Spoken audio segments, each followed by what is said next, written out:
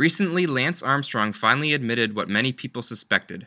Everywhere you turn these days, it seems another sports star is discussing drug use allegations.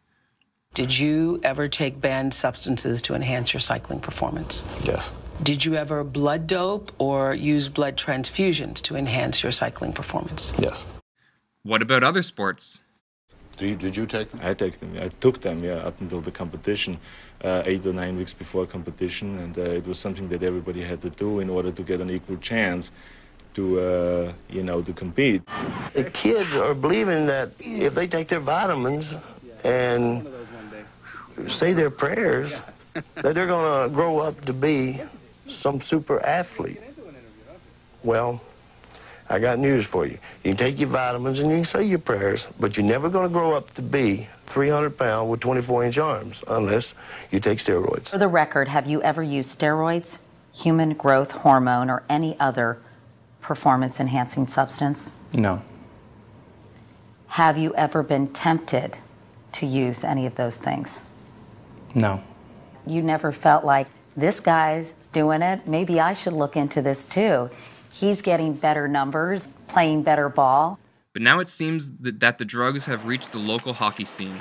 The GHL, a recreational hockey league, has for years been plagued by rumors of players using banned substances to improve their game. In March 2013, the league sent out a memo indicating that 10 of its players had traces of banned substances show up during a random test. They have been banned from playing any games between April 1st and April 30th, pending an appeal process. The number of positive samples brings up questions on which players are clean and which players are bending the rules. Do you think it's a small problem that's just contained to about 10 or 20, or do you think that in some way, shape, or form everyone's doing this? Well, I think it's a widespread problem. I don't know that everyone's doing it. There's obviously some guys, again, you can tell by looking, that aren't on steroids. So I don't know that everyone's doing it, that it's fair to paint everyone with that same broad brush. But I do think that it is a pretty big problem, a problem that's widespread.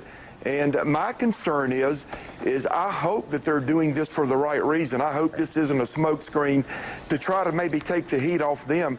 I hope that they're actually going to suspend these guys. I hope we find out who they are and that it's just not 10 guys that we don't know much about, right, but some of the main superstars.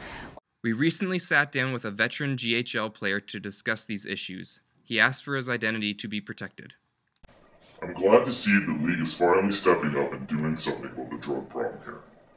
I've been playing in the GHL for several years now, and I know it's an issue. I don't know how many people are juiced, but I don't think it's a small number. We're not stupid. I'm not making accusations, but look at those 6 people that have been disqualified from being nominated for the postseason awards.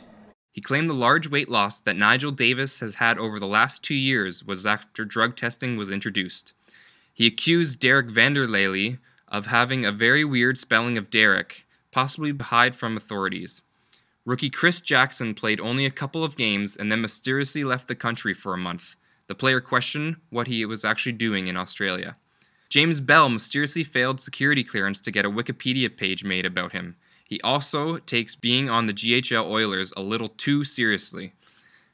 This player has witnessed Al Thompson shaking hands of everyone of both of the teams in the dressing room each week. The reason could be to find new people to introduce to his dealer. And finally, Dan Lafferty.